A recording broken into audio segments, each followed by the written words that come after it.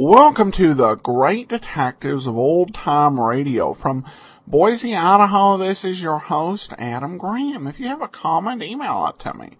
Box13 at greatdetectives.net. Follow us on Twitter at Radio Detectives, and become one of our friends on Facebook.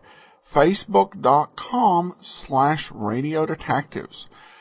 Today's episode is brought to you by the financial support of our listeners. Thanks so much for your support. Well, now we go back forward now as we continue on to the rest of the series.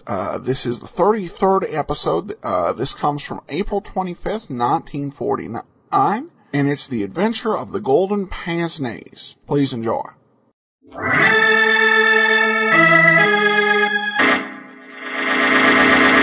From New York City, the makers of Clipper Craft clothes for men and more than 1,200 leading retail stores from coast to coast present that immortal character created by Sir Arthur Conan Doyle, the world's most famous detective, Sherlock Holmes, starring John Stanley.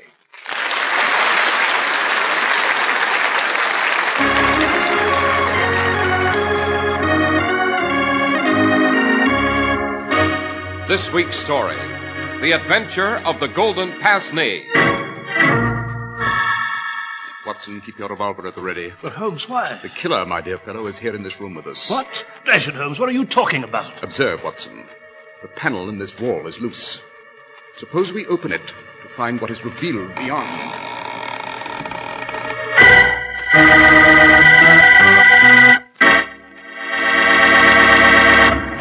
We're at the door of Dr. John Watson's study, and we're about to hear another of his adventures with the fabulous Sherlock Holmes. Well, good evening, Mr. Harris. Oh, good evening, Dr. Watson. I hope you have another one of your memoirs available for us tonight. Indeed I have, Mr. Harris. Indeed I have. And it's a very singular adventure indeed. I might add here, it is one of my favorite memoirs, Mr. Harris, where the genius of my friend Holmes never shone more brilliantly. And the name of this adventure, Doctor? I shall always remember it as The Adventure of the Golden Pince-Nez. And after you've taken a moment to remind our audience of the merits of Clipper Craft clothes, I shall proceed with the facts of this amazing story. Thank you, Doctor. Maybe you've heard someone say, well, if I had his money, I could be well-dressed, too. But that's not necessarily so, because the amount of money you spend doesn't make you well-dressed. It's what you buy, where you buy it, and how well it suits you. You can prove it to yourself. It's as easy as this. Just try on a Clipper Craft suit and see how well it looks on you. And you don't have to pay a fortune for Clipper Craft. A fine new Clipper Craft spring all-worsted suit costs you only $45. And at that moderate price of $45, you get the greatest dollar-for-dollar value in America because you benefit from the unique Clipper Craft plan by which more than 1,200 independent local merchants pool their tremendous buying power to give you the amazing Clipper Craft value, the finest materials, and the very latest in style and color made by master tailors. Yes, sir, a Clipper Craft suit at $45 is a great, great investment. So treat yourself to a Clipper Craft suit and see what really fine tailoring can do for you.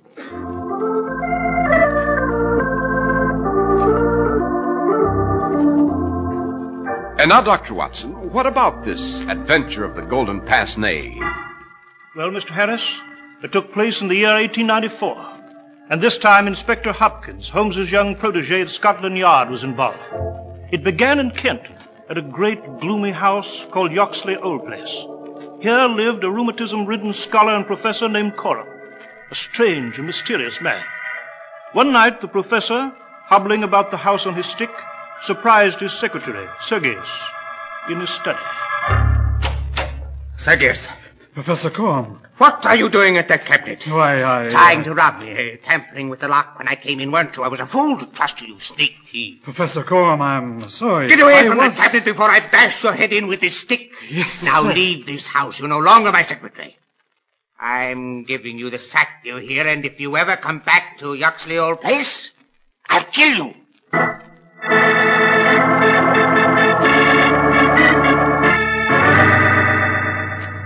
So he threatened to kill you, Sergius. Yes, Anna. He gave me the sack and took on a new secretary, a Mr. Willoughby Smith. Sergius, I must get into that locked cabinet in the study. I must. I will stop at nothing. Do you understand? And you must help me. No, Anna, not I. I've taken an impression of the cabinet lock, and here's a floor plan of the house. This is as far as I shall go. I see. So you are afraid. Yes, Anna. I am afraid. I will have nothing more to do with this affair. This Professor Coram is mad, dangerous. To get in his way means death.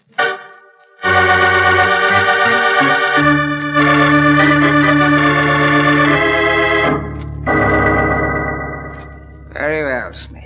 That is all the dictation I shall give you this evening. You may go. Yes, Professor Coram. But before I go, I've something to tell you. What is it? I was in Chatham this afternoon. The greengrocer told me a woman, a stranger, was inquiring the way to the house here. A woman? What woman? Did he describe her? Why, yes. The greengrocer said she was a foreign-looking woman, sir. Black hair, tall, glasses, a tiny scar on her chin. Then it's she. She's found me at last. One moment, Smith. Yes, sir. How do you know so much about this woman? How were you able to describe her so well? Well, I told you the greengrocer... That's a lie! She sent you here. What? You want what I have in that cabinet in my study. You're spying on me. Professor Coram, I don't know what you're talking about. I'm sorry, Smith. I'm afraid I misjudged you. Lost my temper for a moment. Forgive me? Of course. Good night, sir. Good night, Smith.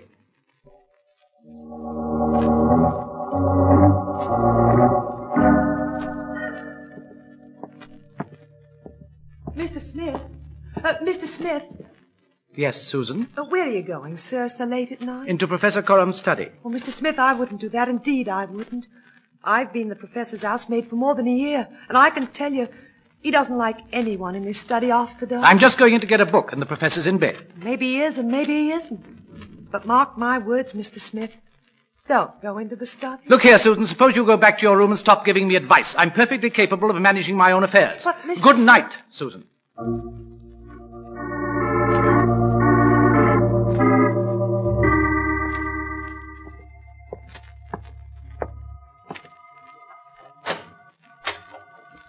Let's see. Where is that lamp?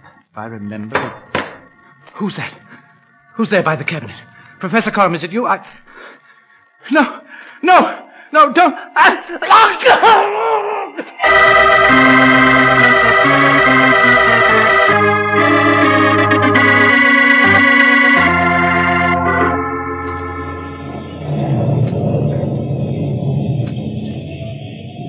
Well, Mr. Holmes, that's the entire story.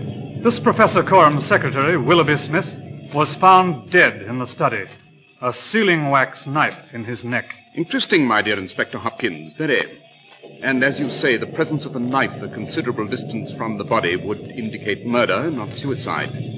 This sealing wax knife was part of the equipment in the study? Yes, sir. It always lay on the desk. I see. And other than that, Inspector Hopkins, you found nothing?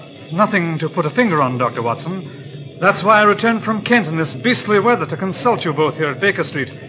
Mr. Holmes, I need your help. Yes, quite people who come to the end of their wits usually do. Now then, Hopkins, a few questions. Yes, sir. You examined the grounds? I did. What did you find? A few faint impressions on the garden path. It must have been the killer. It was the only way to enter the house, since the front door was locked and bolted. These footprints, Hopkins, were they coming or going? I couldn't say for sure, sir. They were so faint. Were they large or small? I couldn't distinguish, Mr. Holmes. As I said, they Oh, were... rubbish. Holmes, what the deuce? Oh, Hopkins, I'm disappointed in you. The faintest impressions in the earth, when viewed with open eyes, are enormously revealing. Now, in this pouring rain, they've no doubt been obliterated entirely. Watson? Yes, sir? Get your waterproof in your hat. You mean we're going Yes, to... quite. We're going to Yoxley Old Place in Kent. I believe there's a train for Chatham leaving Charing Cross in an hour.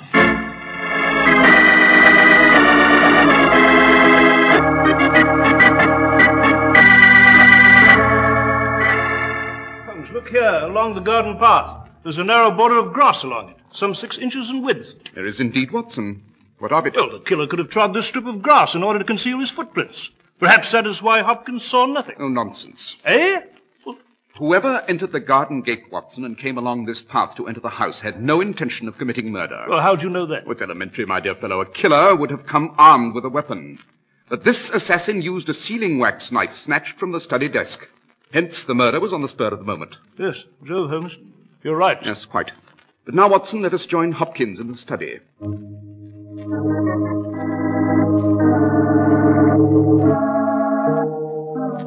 My dear Hopkins, surely you're aware that the dead man, Willoughby Smith, has a pair of glasses clutched in his hands? Certainly, Mr. Holmes. They're his. He must have just taken them off when he was attacked. Oh, that makes sense, Holmes. They're just the type a secretary would wear. Pince-nez, black thread. Oh, poppycock. Eh? Give me the glasses, Watson. Let me examine them by the light of the window. Very well. Here you are, Holmes. Holmes, why the deuce are you trying them on? What can you find by...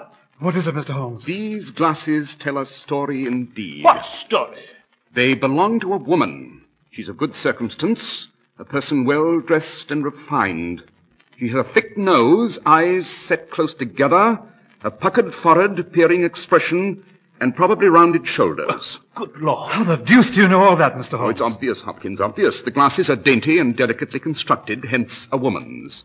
They're handsomely mounted in solid gold. Hence the owner is a woman of means and probably fastidious in the rest of her apparel. The width of the bridge is wide, hence a broad nose.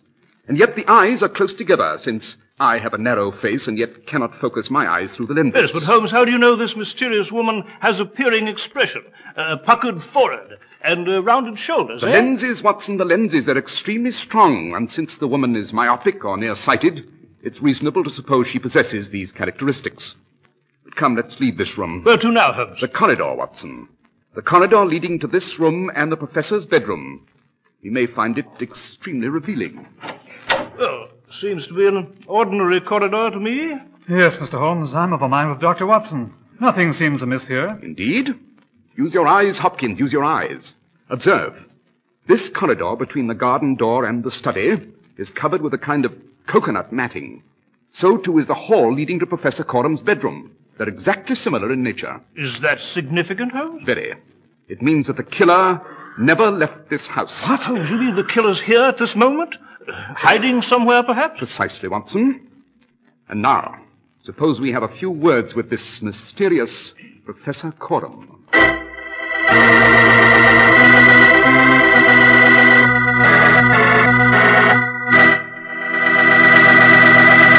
Here's some good common sense about men's suits.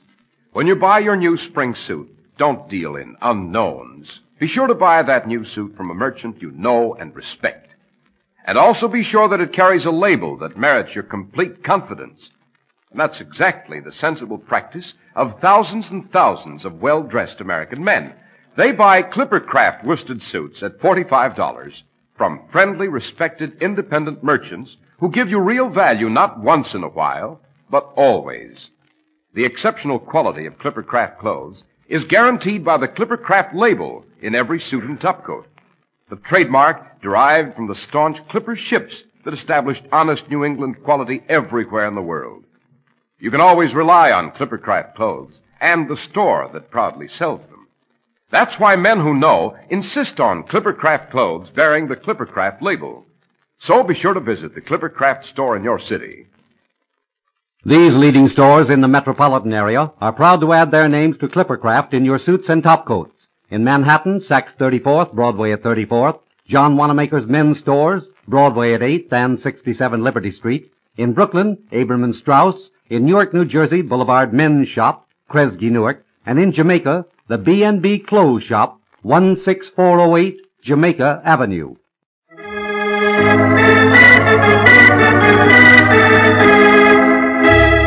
Now, Dr. Watson, you were relating to us the adventure of the golden pince-nez. Yes, Mr. Harris, so I was.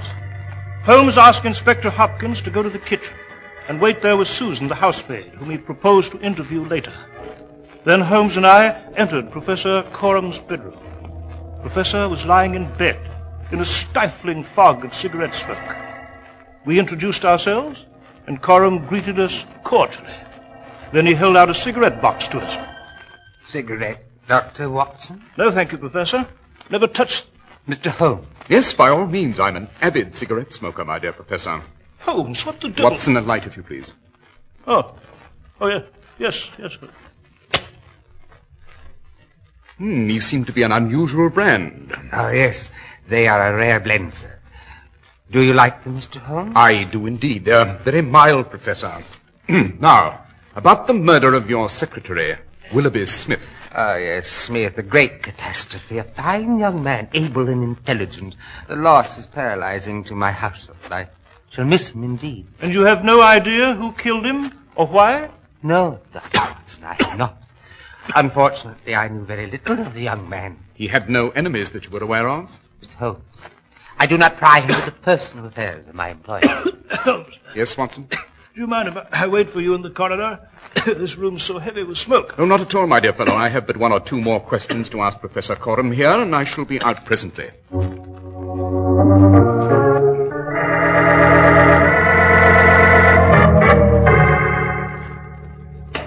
There you are, Holmes. Yes, Watson? What the deuce has happened to you, Holmes? Why did you tell Professor Coram you were a heavy cigarette smoker? I happen to know you never smoked one of those things in your life. Yet you were in there, puffing away for all you were worth. I was indeed, my dear fellow. I had not one cigarette, but two.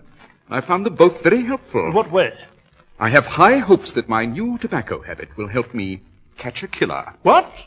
Holmes, perhaps I'm obtuse, but dash it, what the deuce has smoking cigarettes got to do with finding a killer? All in good time, my dear fellow, all in good time. Suppose we have a talk now with the housemaid, Susan.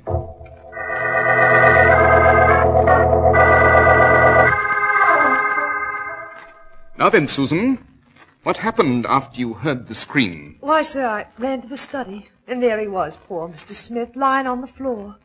When I got to him, he opened his eyes for a moment before he died, poor lad. And he said something very peculiar. Indeed? What did he say? Well, it sounded funny-like, sir. He said, "The professor, it was she." The professor? It was she? Susan, why didn't you tell me this when I first questioned you? Because I was afraid you'd think me balmy, Inspector Hopkins.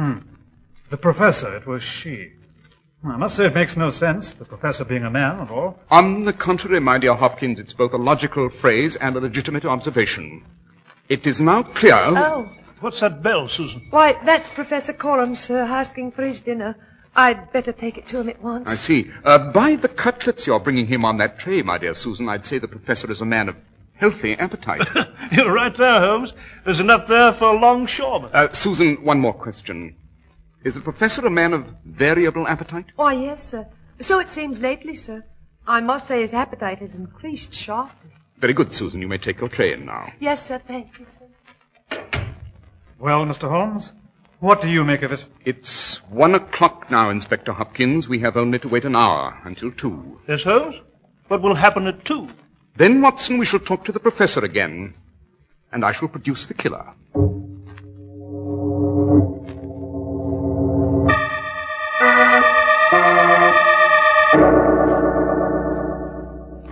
Professor Coram, I hope that you don't resent this second intrusion, but there are 1 or 2 more questions I must ask. Of course. Cigarette, Mr. Holmes. No, thank you, not this time. Now then, sir, what is it you wish to know? How can I help you solve this deplorable crime? Oh, I've already solved it, sir. Indeed, I've already found the killer. A remarkable statement, Mr. Holmes. A most remarkable statement.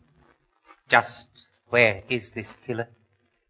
Right here in this room. Holmes, you mean the professor here? I mean, Watson, that last night the professor here received a strange and unexpected visitor. Oh, no, you don't, Mr. Holmes. Holmes, he has a gun under his pillow there. You'll never know the truth, do you hear? Give me that gun, Professor. Give it to me!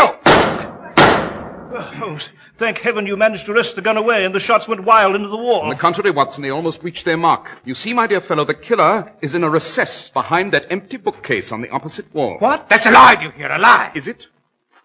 Then suppose we see for ourselves. Note, Watson, this bookcase swings outward from the wall. Good Lord. So, you have found me. Holmes, it's a woman. Just as you described her. Exactly. The woman who killed Willoughby Smith. I didn't mean to do it. I wanted the papers in the cabinet. I came to get them, and he walked into the room. It was dark, and he heard me, and then I seized the knife and... Allow me to complete your story, madam. You struck Smith in the neck, dropped the knife, and ran.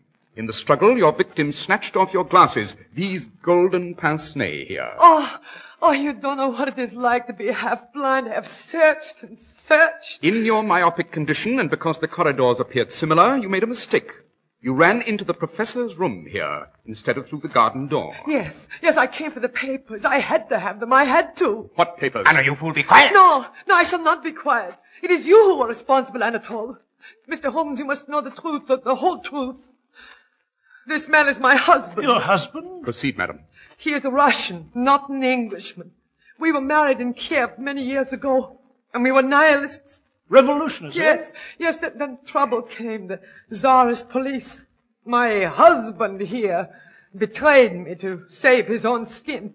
I was sent to Siberia, and he... Silence, Anna! No, I will go on. I met a man in Siberia. I fell in love with him. He's still there. I needed papers to procure his release. But my husband had them in the cabinet in his study. And he would not give them to me out of malice and hatred. Then why did he hide you when you came into the room here? Because if I were found at large and arrested, he knew I would expose him. And I have friends who would cut his throat if they knew. That is why he hid me behind that bookcase, and for no other reason. But now what difference does it make? I have killed a man. Watson, she has a vial in her hand. Stop her. Give it to me, madam. No, Give it to me. There. That's it. Why didn't you let me die? Why didn't you let me die? Why didn't you let me take the poison? Madam, it is more to your advantage, believe me, to stand before an English court and be judged. Here in our country, unlike yours, we do not subscribe to tyranny or verdict by decree. We have certain rights, and one of them is trial by jury. And in view of the nature of your deed and the motive behind it, there are certain extenuating circumstances. I'm afraid I cannot say the same for Professor Coram here. I have done nothing, and I am not subject to arrest. On the contrary, my dear Professor, you've shielded a murderer, and a moment ago attempted murder yourself. Watson. Yes, Holmes? Suppose you admit Inspector Hopkins. He's waiting outside.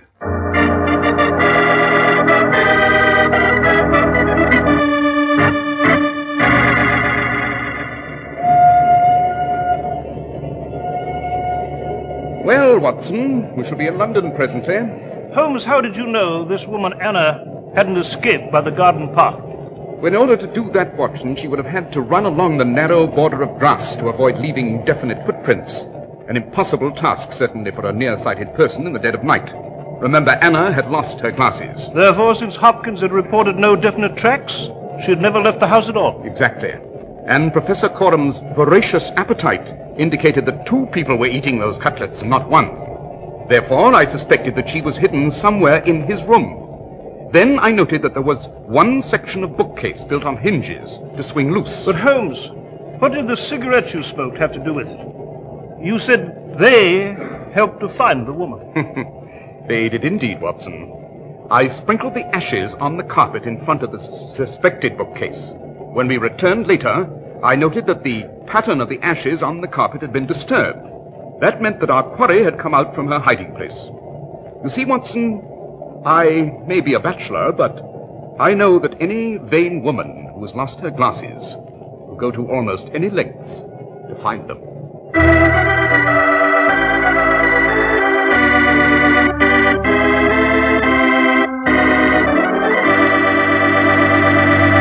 Well, Dr. Watson, that was a very interesting adventure indeed. Yes, Mr. Harris. As I said, it is my opinion that Holmes rose to sheer heights of brilliance on this occasion. And of course he gave the credit to young Hopkins of Scotland Yard. Holmes was the soul of generosity in these matters, you know. Yes, Dr. Watson, I do know. And now, Doctor, what about next week's adventure? Well, next week, Mr. Harris, I shall relate to you the adventure of the blood-soaked wagon. It concerns a grotesque bonfire, a breathtaking chase across the countryside, and one of the strangest crises ever faced by the Royal Mint.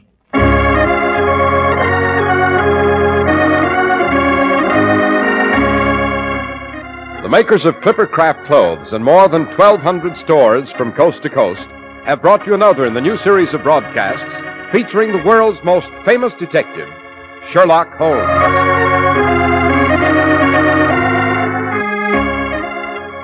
Our stories are based upon the character Sherlock Holmes created by Sir Arthur Conan Doyle, and the program is produced and directed by Basil Lochran. Sherlock Holmes is played by John Stanley, Dr. Watson by George Spelvin. This week's story was written by Max Ehrlich, with special music by Albert Berman. If you don't know your Clippercraft dealer, write Clippercraft, 200 Fifth Avenue, New York City.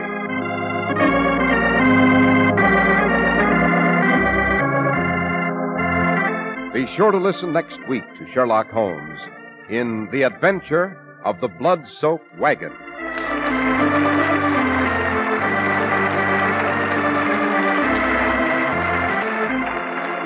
is Cy Harris speaking for Clippercraft Clothes. This is the Mutual Broadcasting System. Hear Bill Henry on the news, which follows in a moment. The most comfortable shoe sole in the world. The Neolite sole. Light. It's light as leather. Smart. It's smart as leather. And wear. It outwears leather 2 to 1. For men, women, children. Get the Neolite sole. Step on it. This is WOR New York, serving the largest single-station audience in America.